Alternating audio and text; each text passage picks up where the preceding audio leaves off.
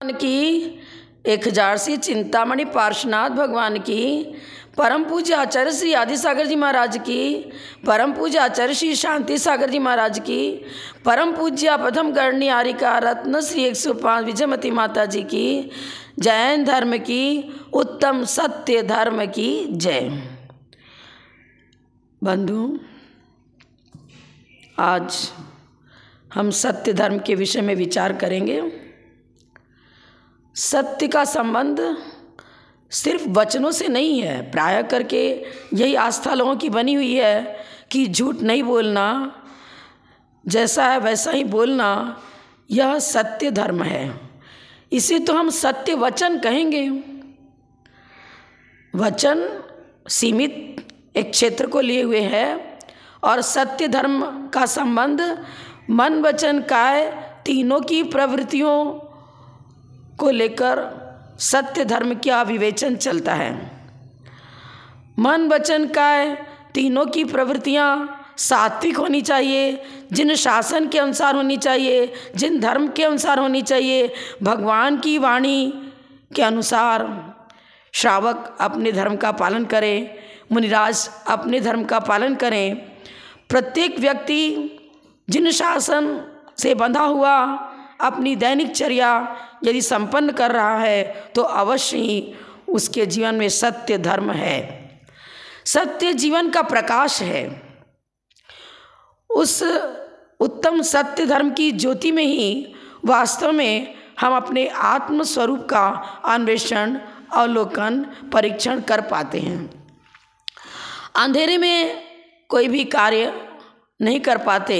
ठीक इसी प्रकार समझ लो, यदि मिथ्यात्व का घोर अंधेरा है, यदि विषयानुराग की आंधी है, मोहांधकार से अंतःचित्त व्याप्त हो रहा है, तो हम आत्मस्वरूप का अवलोकन नहीं कर पाते हैं। अपने नैसर्गिक स्वरूप का बोध हुए बिना हमारे जीवन में सत्य धर्म प्रकट नहीं हो सकता है। सत्य जीवन का प्रकाश है। उस प्रकाश में ही सम्यक दर्शन, सम्यक ज्ञान, सम्यक चारित्र, ये तीनों सक्रिय होते हैं, जीवन में कार्यान्वित होते हैं, फलित होते हैं। आत्मिक धर्मों का उद्घाटन, प्रकाशन, अवलोकन तभी होगा जब हम सत्य की पहचान करें कि सत्य है क्या। 6 द्रव्य, 7 तत्व, 9 पदार्थ, इनका स्वरूप जिनेंद्र देव ने जैसा बताया, तद्रूपी श्रद्धान, तद्रूपी ज्ञानोपयोग की परिणति और तद्रूप अपनी चर्या बनाने का जो हम प्रयास करते हैं, तभी यह सत्य धर्म जीवन में प्रकट होता है। सत्य का संबंध तीनों से है। कैसे है समझने का प्रयास करेंगे। सत्य मतलब यथार्थता।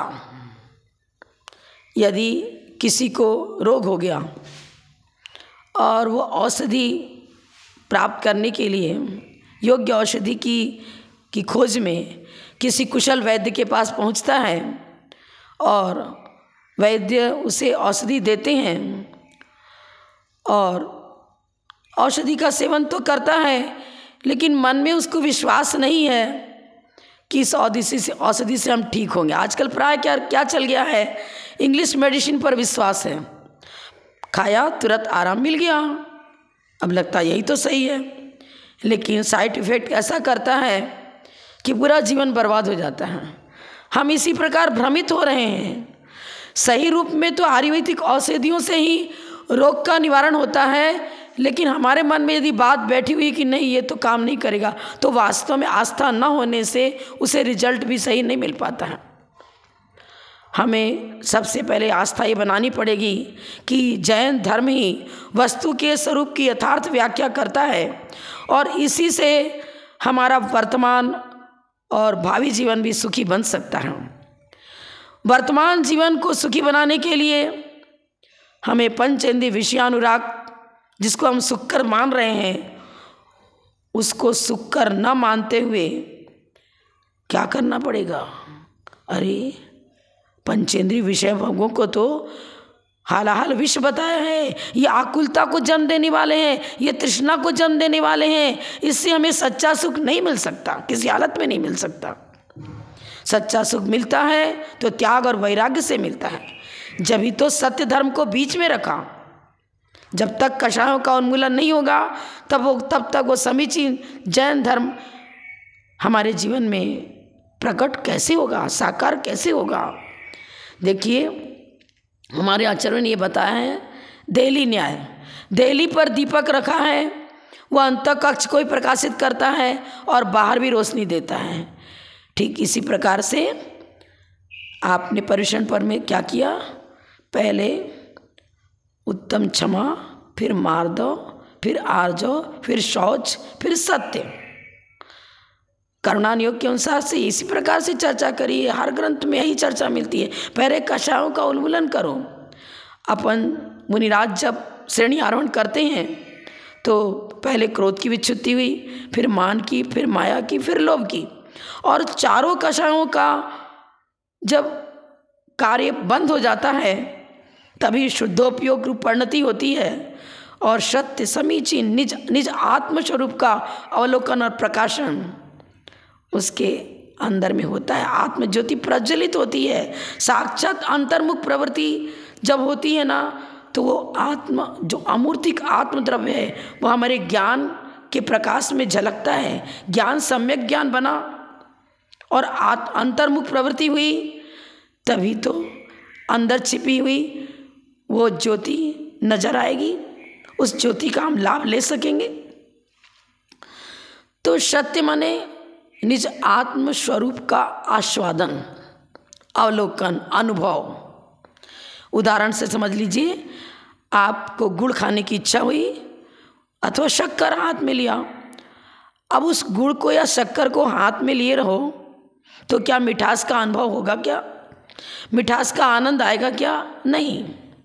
हमने जैन आगम में खूब पढ़ा, सम्यक दर्शन किसे कहते हैं, सम्यक ज्ञान का स्वरूप क्या है, सम्यक चारित्र किसे कहते हैं, और खूब व्याख्यान भी सुना। उत्तम क्षमा क्या है, मार्दव क्या है, सुना जाना, पर आस्वादन नहीं कर पाए, आचरण में नहीं ला पाए। जब तक उत्तम क्षमा, मार्दव, आर्जव और शौच ये चारों आचरण में नहीं आएंगे, प्रैक्टिकल जब तक इनका प्रयोग हम नहीं कर पाएंगे, ये जब जीवन में साकार होएंगे उसके बाद ही वो सत्य ज्योति, वो सत्य धर्म जीवन में प्रकट होगा। वचन से सत्य का पालन तो किया, लेकिन मन में सात्विक प्रवृत्ति नहीं है, आचरण भी जिन शासन के अनुसार नहीं है, जिन धर्म के अनुसार नहीं है, तो सत्य वचन तो हुआ, वो भी व्यवहार से। उपचरित कहो या अनुपचरित कहो, व्यवहार से ही आप अपने वचनों में सच्चाई रखते हो। आम को आम कर रहे हो, केला को केला कर रहे हो, चश्मा को चश्मा कर रहे हो। परिभाषा रट ली, सम्यक दर्शन का स्वरूप ये है, सम्यक ज्ञान ये है, और वैसा ही प्रतिपादन कर रहे हो। लेकिन बोलना, प्रतिपादन करना, इसकी अपेक्षा से तो समीचीनता सही में है, पर किसने से? वचनों में भी सत्य किस वचनों से कैसे आया? निश्चय न से। अभी भी सही बोल करके भी निश्चय न से आप सत्य वचन का पालन कर रहे हो, लेकिन सत्य धर्म जीवन में साकार तब होगा जब आचरण में भी वो सच्चाई आवे, आचरण में भी जैन धर्म साकार हो, आचरण में भी हम अपने निज आत्म धर्म को प्रकट करने की शक्ति आ जाए और तद्रूप परिणति बने। तब मैं एक उदाहरण से आपको बताना चाहूँगी। श्लोक तो स्कूल कॉलेज में पढ़ा हुआ ही है, नैतिक श्लोक संस्कृत में बहुत मिलते हैं। उन्होंने लिखा, परोक्षे कार्य हंतारम प्रत्यक्षे प्रियवादिनम वर्जेत तादृशम मित्रम विस्कुंभम पयोमुखम। देखिए, आपको लगता है कि मेरा मित्र बहुत अच्छा है, हमेशा मेरी प्रशंसा करता है, प्रिय वचन बोलता है। वो प्रिय तो बोल रहा है, पर सोचना पड़ेगा आपको कि वास्तव में हितकारी है या नहीं। कटु वचन बोलने वाला कभी कभी हितकारी होता है और प्रिय वचन वाले हितकारी नहीं भी होते हैं, भी लगा रही हूँ मैं तो। क्यों ऐसा? परोक्ष में तो कार्य को नष्ट करने वाला, और सामने उपस्थित होता है तो खूब अच्छी मीठी चुपड़ी बातें करता है। आचार्य बता रहे हैं, देखो घड़े में विष भरा हुआ है और उसके मुख पर दूध लपटा हुआ है। देखने वाला समझेगा अरे मुख पर दूध नजर आ रहा है तो अवश्य दूध का भरा घड़ा होगा, लेकिन अंदर में विष, मुख पर मात्र दूध लिपटा था। ऐसे चाटुकार मित्र ऊपर से चाटुकारिता पूर्वक मित्रता दिखाते हैं। मित्र वो हमें मित्र नजर आता है, लेकिन वास्तव में वो मित्र नहीं है। ठीक इसी प्रकार जिन धर्म को छोड़कर अन्य धर्म में हमारे जीवन को वो हितकारी तत्व नहीं दे पाता, जिन धर्म से ही हितकारी तत्व मिलता है, जिन धर्म के अनुसार आचरण, जिन धर्म के अनुसार चिंतन, जिन धर्म के अनुसार वस्तु तत्व का प्रतिपादन, जैसा बोला वैसा आचरण में, जैसा कहते हैं वैसा ही चिंतन, वैसा ही आचरण, तब वो वास्तव में सत्य धर्म कहलाएगा। सत्य धर्म की परिभाषा यही है। मात्र वचनों से सत्य वचन बोल रहे हो, अभी तो उपचरित असद्भुत व्यवहार नहीं चल रहा है। जैसा बोला वैसा ही चिंतन, वैसा ही आचरण, इसको कहते हैं सत्य धर्म। देखिए पुरुषार्थ सिद्धि उपाय में भी जब सत्य वचन की चर्चा करते हैं तब उन्होंने लिखा, सबसे पहले चिंतन को सुधारो, हमारे मन में सात्विक विचार जगने चाहिए और उन सात्विक विचारों से समन्वित होकर हम हित मित प्रिय वचन बोलें। कौन सा वचन त्याज्य है, कौन सा वचन त्याज्य नहीं है? आचार्य लिखते हैं हमें कर्कश वचन नहीं बोलना। पैशून्य हास गर्भम कर्कश मसमंजमम प्रलपितम च अन्यदपि यद उत्सूत्रम तत्सर्वम गर्हितम गदितम। क्या बताया? उत्सूत्र। उत्सूत्र किसको कहेंगे? जिन आगम के विरुद्ध जो भी हम चर्चा करते हैं वो सत्य में गर्भित नहीं होगा। किसी ने आपको लौकिक संपत्ति प्राप्त करने में सहयोग दे दिया, हम उसे मित्र समझने लगते हैं, हितकारी समझने लगते हैं। हमारे पुण्य के उदय से वो निमित्त मिला और कार्य हो गया। यदि पुण्य माइनस है तो दूसरा कोई भी व्यक्ति, यहाँ तक कि माता पिता भी क्यों ना हो, हमारा उपकार नहीं कर सकते। पुण्यशाली जीव है, फिर वो अपने पुण्य को वर्धित किस प्रकार करें? तो व्यवहार की भूमिका में आचार्य लिखते हैं वो अपने वचनों में सात्विकता रखे, किसी की चुगली इधर उधर की, इसकी बुराई उससे, उसकी बुराई उससे करते रहता है, हंसी करता है, दूसरे की हंसी उड़ाता है, ये बहुत नीच व्यक्ति है, ये ऐसा है, ये वैसा है। आपको दुर्गुणी नजर आते हैं, सज्जनता भी तो नजर आनी चाहिए।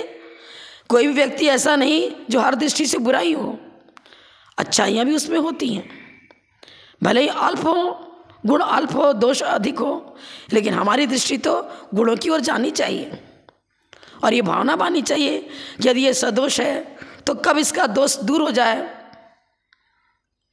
ऐसा चिंतन कर रहे हो तो आप सत्य धर्मावलंबी हो। हंसी मत उड़ाओ, चोर को भी चोर कह करके लोगों के बीच में उसे नीचे गिराने का प्रयास मत करो। आपको मालूम है चुल्लक के वेश में एक चोर सेठ के मंदिर में प्रविष्ट हो गया और बैडूर मणि का छत्र चुरा कर ले जा रहा था, पर सेठ जी ने उसे लज्जित नहीं किया। अरे ये छत्र तो मैंने मंगाया था।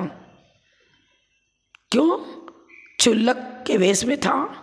जैन धर्म लज्जित होगा, जैन साधु पर लोग विश्वास करना छोड़ देंगे, जिन धर्म की प्रभावना में एक बहुत बड़ा दूषण आ जाएगा। अभिप्राय, इस समीचीन अभिप्राय को लेकर के उन्होंने कहा मिथ्या वचन, पर फिर भी यह पाप बंध का कारण नहीं है, क्योंकि विचारों में बहुत प्रांजलता है, निर्मलता है। तो पैशून्य वचन, चुगली आदि किसी की मत करो, किसी की हंसी मत उड़ाओ, कठोर वचन मत बोलो। अगर उसको ललकारते चुल्लक को, अरे चुल्लक भी इसमें चोरी करता है, क्या करता है, ये कर्कश वचन यदि बोला जाता तो चोर अपने पश्चाताप की भूमिका में नहीं पहुंचता। बहुत पश्चाताप हुआ, कैसे उदार है सेठ जी, मैं वास्तव में चोरी करके छत ले जा रहा था, फिर भी ये मुझे चोर नहीं ठहरा रहे हैं। मेरे प्रति इतनी अच्छी हित की भावना, मेरे प्रति इतनी निर्मल भावना, मेरे प्रति इतना वात्सल्य भाव, धन्य है ये सेठ। अब मैं जैन धर्म को स्वीकार करता हुआ सच्चे जैन धर्म को स्वीकार करूंगा और सच्चा क्षुल्लक बन करके जिन धर्म की प्रवाह करूंगा, कभी भी चोरी नहीं करूंगा, कभी भी हिंसा नहीं करूंगा, कभी भी झूठ नहीं बोलूंगा, कोई बुरा काम नहीं करूंगा, ऐसा संकल्प करता है वह। क्या ये सद्भावना सत्य धर्म नहीं है क्या? बस ऐसा ही जीवन मेरा होना चाहिए, ऐसा ही चिंतन होना चाहिए। असमंजसम, अंजसा माने यथार्थ और असंयम अयथार्थ, द्रव्य गुण पर्याय सहित वस्तु स्वरूप का जैसा विवेचन है उसी प्रकार हमारे ज्ञान की धारा प्रवाहित होनी चाहिए। व्यर्थ का प्रलाप, रूढ़िवादिता और संप्रदाय के चक्कर में पड़कर यही प्रलाप करते हैं, ये सही वो गलत, ये गलत वो सही, ये व्यर्थ का प्रलाप है। रूढ़ी और संप्रदाय धर्म नहीं होता है।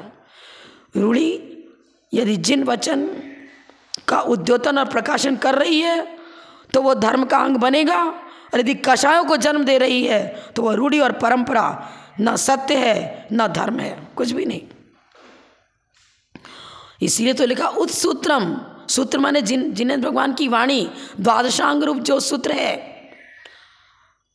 उसका उल्लंघन भूल करके भी मत करना।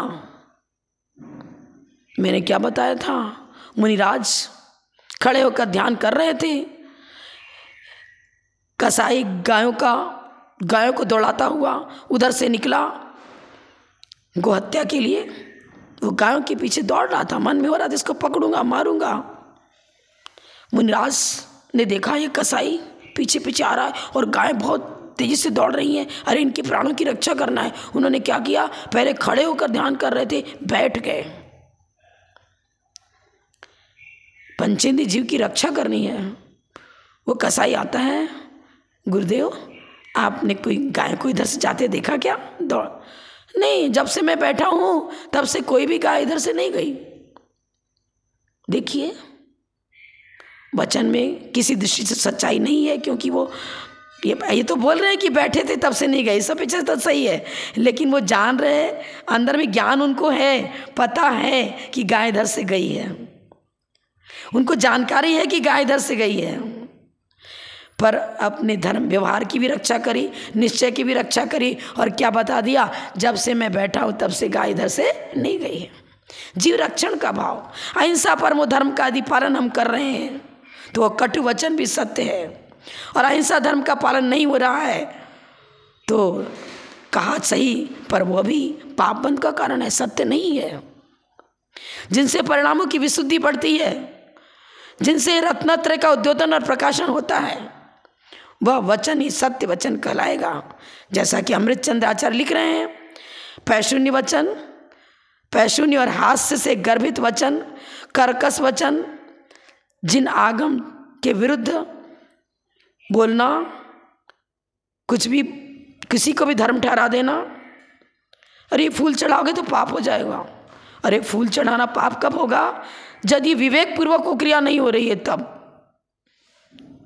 आपने जिन मंदिर का निर्माण किया, लेकिन अनछने पानी से, बालू सीमेंट में वो अनछना पानी डाला जा रहा है, यत्र तत्र हिंसात्मक प्रवृत्ति हो रही है, तो क्या वो धर्म कहलाएगा क्या? नहीं। एक बात तो आपको जरूर कहना चाहिए मजदूर मिस्त्री से, भैया पानी छान कर काम में लो, ये जैन मंदिर का निर्माण हो रहा है, अच्छे से काम करो, हिंसा ना हो। जहाँ तक आरंभी हिंसा तो चलो हो रही है, लेकिन कम से कम थोड़ा विवेक तो रखो।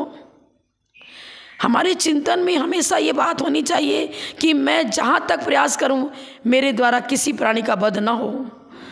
अंतरंग का ये प्राणी मात्र के जो हित की भावना है, वो हित की भावना ही सत्य धर्म की ओर हमें अग्रसर करेगी।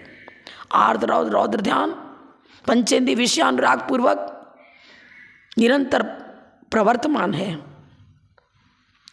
तो क्या हम सत्य धर्म के अनुयायी हैं क्या? धर्म ध्यान और शुक्ल ध्यान की भूमिका की ओर जब मेरा जीवन अग्रसर होता है तब हम सत्य धर्म के अनुयायी कहलाएंगे। सत्य धर्म का परिपालन यदि वचनों से भी करना है तो उसमें भी समीचीनता आनी चाहिए, यथार्थता आनी चाहिए।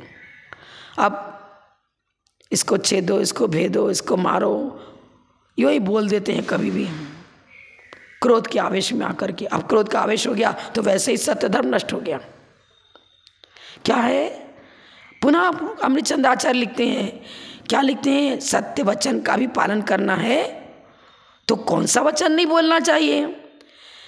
छेदन भेदन मारण कर्षण वारिज्य चौर्य वचनादि तत्सावध्यम यस्मात् प्राणी बधाद्या प्रवर्तन्ते, जिससे प्राणी बध की ओर हमारी प्रवृत्ति, मन वचन काय की प्रवृत्ति जब प्राणी बध की भावना को लेकर प्रवर्तमान होती है, उस समय व्यक्ति ये बोलता है इसको छेदन करो, इसका भेदन करो, इसको मारो, इसको पीटो, ऐसा वचन बोलते हैं तो वह वचन मिथ्या वचन है।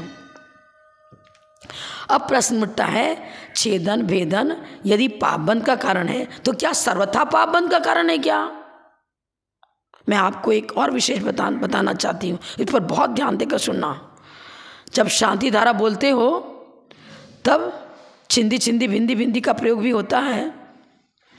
गजमारिम, अश्वमारिम, रोगम छिंद, सब प्रकार का रोग छिंद छिंदी बिंदी, गजमारिम, अश्वमारिम, वृक्ष मारिम, गुल मारिम, पत्र मारिम, पुष्प मारिम, फल मारिम, राष्ट्र मारिम, ये सब बोलते हो ना। फिर बोलते हो छिंदी छिंदी बिंदी बिंदी। अरे यहाँ कहाँ पाप बंद की बात है? यहाँ तो हे तत्व के त्याग की बात, हे तत्व को नष्ट करो, मतलब पाप। अब नमोकार मंत्र बोलते हो, उसमें तो हन धातु का प्रयोग है, नमो अरिहंताणम। तो क्या नमो अरिहंताणम का जाप क्या धर्म का अंग नहीं है क्या? क्या ये पाप बंध का कारण है क्या? अरे हन धातु का प्रयोग है, पर देखो नए विवक्षा से सत्य धर्म को पहचानने का प्रयास करना। अस्ति और नास्ति ये जैन धर्म का मुख्य अंग है। वस्तु अनेक धर्मात्मक है, अस्ति और नास्ति दोनों प्रकार के धर्म उसमें एक साथ मौजूद होते हैं। जिनसे पाप का बंध होता है उनके प्रति छिंदी छिंदी बिंदी बिंदी, मतलब एकेंद्री से लेकर पंचेंद्री तक किसी भी जीव को पीड़ा न पहुंचे, उनके पाप का छेदन हो, उनके रोग का छेदन हो, उनका कष्ट दूर हो, उनकी बीमारियां दूर हो। अरे मात्र अस्थि तो बन ही नहीं सकता। पाप का छेदन होगा तभी सातिशय पुण्य का अर्जन होगा और तभी वीतराग परिणति होगी। राग का नाश ही तो वीतरागता है। तो राग प्रवृत्ति, द्वेष प्रवृत्ति जो हमारे वीतरागता को नष्ट करने वाली चीजें हैं, पाप का छेदन पापी के छेदन की बात नहीं है, दुर्गुणों का भेदन, पर जिनमें दुर्गुण पनप रहे उस जीव के प्रति हित की भावना, जीव तत्व के प्रति उद्धार की भावना, उनके उत्थान की भावना, और वो जीव जो पाप में प्रवृत्ति है कर रहा है उसका पाप रूप कार्य छूट जावे, उसकी पाप रूप परिणति छूट जावे, वो पाप से विरक्त हो, ऐसी भावना चल रही है। उस भावना को लेकर के ही शांति धारा में छेदन भेदन शब्द का प्रयोग किया गया। छिंदी छिंदी बिंदी बिंदी, यह अभिप्राय जिन शासन के अनुसार सत्य धर्म का अंग है, सत्य वचन का अंग है, पर किसी ने मेरी बात नहीं मानी। मैंने कहा था तुमको 8 बजे ही हमारी दुकान पर आना है और नहीं आया, उसको गालियां देने लग गए। तब ये कषायों का उद्रेक हमारे पाप के बंध का कारण बनेगा। लेकिन यदि कोई व्यक्ति आहारचर्या में हमको सदोष आहार करा रहा है, फिर हम उसे मार्गदर्शन कर रहे हैं, भैया ऐसा नहीं करना चाहिए, ऐसा करना चाहिए, ऐसा मत करो, ये उचित है, अनुचित है, और उसे कठोर वचन भी बोल दिया, तो वह कटु और कठोर वचन भी सत्य धर्म का अंग है। साधु अपने रत्नत्रय के उद्योतन और प्रकाशन में लगते हैं और तद्रूप ही उनकी परिणति होती है। इसलिए उनके द्वारा यदि पीड़ाकारक वचन भी किसी को बोला जा रहा है तो आप समझो उनके वचन में किसी जीव को पीड़ा पहुंचाना यह अभिप्राय नहीं है। अभिप्राय यह है कि जिन शासन के अनुसार आप अपनी चर्या बनाओ, मैं आपके प्रति हित की भावना रखती हूँ। हित की भावना रखते हुए उनका मार्गदर्शन किया जा रहा है, लेकिन समझ नहीं रहा है तो उसे कठोर वचन बोल करके भी समझाने का गुरुदेव प्रयास करते हैं। उस समय वो कर्कश वचन भी धर्म का अंग है। और कोई व्यक्ति बहुत मीठा मीठा बोलता है, पीठ ठोकता है और हमेशा हमारी प्रशंसा करता है, लेकिन मात्र लोक व्यवहार में व्यवहाराभास के रूप में समझ लो वो आपको हितकारी नजर आ रहा है, सच्चे में हितकारी नहीं है। हितकारी वो है जो हमें पाप से बचावे, जो हमें धर्म की ओर अग्रसर करे, जिससे जो हमारे भावी जीवन को उज्जवल बनाता है, वर्तमान में भी हमारा जीवन को जिन शासन की ओर ले जाने का प्रयास करता है। बेटा आलू खाता है, उसको आलू बहुत प्रिय है, अरे बेटा मेरे को आलू मेरे को तो वही, मेरे बेटे को वही पसंद है, मैं तो वही बनाऊंगी। गुरु महाराज आप कहो तो कहते रहो, मुझे तो अपने बच्चे की रक्षा करनी है। अरे बच्चे की रक्षा कर रहे हो क्या? उसे कुमार्ग पर ले जा रहे हो, उससे पाप, स्वयं भी पाप बंद कर रहे हो और उसे भी पाप के गड्ढे में डाल रहे हो। आप समझाओ, तेरे को आलू ज़्यादा प्रिय है ना, देख मैं केले की चिप्स बनाऊंगी और केले का ही टिक्की बना के देंगी तेरे। कच्चा केला बहुत स्वादिष्ट होता है, इसमें आलू के जैसा ही स्वाद आता है, लेकिन बेटा आलू खाने में पाप होता है। इसमें क्या होगा, आपको वनस्पति का एकेंद्रीय जाति नामकरण का बंद हो जाएगा। फिर जैसे तुम आलू उबाल करके चीज़ बनवा के खाते हो, तुम्हें भी ऐसे उबाला जाएगा। एकेंद्रीय पर्याय में पहुँचोगे तब। उन्हें पाप से भीति तो कराओ। जो हमारे बच्चे को अच्छा लगता है हम वही कार्य करते जाएं उसको खुश रखने के लिए, क्योंकि मैं माता पिता हूँ, उसका रक्षक हूँ। अरे रक्षक नहीं भक्षक हो, आप उसे पाप में प्रवृत्ति करा रहे हो। पंचेंद्रिय विषय भोगों के लिए उसे पूर्ण छूट दे दी, जो खाना है खाओ, जो पीना हो पियो, जैसे रहना वहाँ रहो। ये लाड़ प्यार क्या हितकारी तत्व है क्या? नहीं। कुमार्ग पर जाता है तो कठोर वचन बोल करके भी उसको सन्मार्ग पर लाना पड़ेगा, तभी वो सत्य धर्म बनेगा। तो मैं कहना ये चाहती हूँ कि सत्य धर्म का पालन मात्र वचनों से नहीं होता है, वचनों से भी होता है। भी लगा रही हूँ मैं। पूर्णतः सत्य धर्म की तब होगी जब मन वचन काय कृतकारिता अनुमोदना 9 कोटि से जिन शासन की प्रभावना, निज आत्मधर्म की प्रभावना, आत्म प्रभावना पूर्वक धर्म प्रभावना जो होती है, जिन शासन के अनुसार चर्या, जिन शासन के अनुसार आचरण, जिन शासन के अनुसार चिंतन, मतन, प्रतिपादन, कथन सब होता है, तब वह सत्य धर्म होगा। हमारे आचार्य बोले दया धर्म का पालन करो। दया धर्म यदि अंतस्थल में है तो आपके वचनों में पूर्ण सत्यता हम भी स्वीकार करते हैं, सत्यता है। लेकिन सत्य धर्म अलग चीज़ है और सत्य वचन उसका ही एक अंग है, और वो भी अंग तब होगा जब विचारों में प्रांजलता और निर्मलता पूर्वक वचनावली हमारी चल रही है। तो वचन का उच्चारण, वचन प्रवृत्त हो रहा है हमारा, उस वचन प्रवर्तन के समय अंतस्थल में उस वक्ता का अभिप्राय क्या है। उस वक्ता का अभिप्राय समीचीन है तो वचन भी समीचीन, वचन भी यथार्थ, और वक्ता का अभिप्राय अंतस्थल में यदि गलत है, रूढ़िवादता संप्रदायता में पढ़ करके रूढ़ी कोई धर्म बताना चाह रहा है, संप्रदाय कोई धर्म बताना चाह रहा है, तो उसका वचन भी सत्य नहीं है। यदि उसमें उसके वचनों के द्वारा 5 महाव्रतों में की विवक्षा जो चल रही है वह क्या कैसी चल रही है, जिन शासन के अनुसार थोड़ी भी हेर फेर घूम घुमाव नहीं है उसमें। अरे 20पंथी साधु तो मिथ्या दृष्टि होते हैं, मात्र 13पंथी सम्यक दृष्टि होते हैं। पंथ कहाँ से ले आया? पंथ शब्द का अर्थ इस प्रकार का क्या पूर्वाचार्यों ने ऐसा विवेचन किया क्या? पंथ अपने आप में धर्म नहीं, जिन शासन के अनुसार यदि चर्या है तो वह पंथ उपादेय तत्व में आएगा। कोई कहता दीपक ही मत जलाओ, कोई बोलता फूल ही मत चढ़ाओ, कोई बोलता ऐसा करो वैसा करो, खड़े होकर की पूजा करनी चाहिए, बैठ कर नहीं करनी चाहिए। अरे पंचामृत अभिषेक नहीं होना चाहिए, जल का अभिषेक होना चाहिए। ये सब किसी अपेक्षा से समीचीन हो भी सकते हैं, किसी अपेक्षा समीचीन नहीं भी हो सकते हैं। यदि विवेक पूर्वक हर कार्य हो रहा है, पूर्वाचार्यों ने पूजा विधि जिस प्रकार प्रतिपादन करी है उसका अनुकरण करो।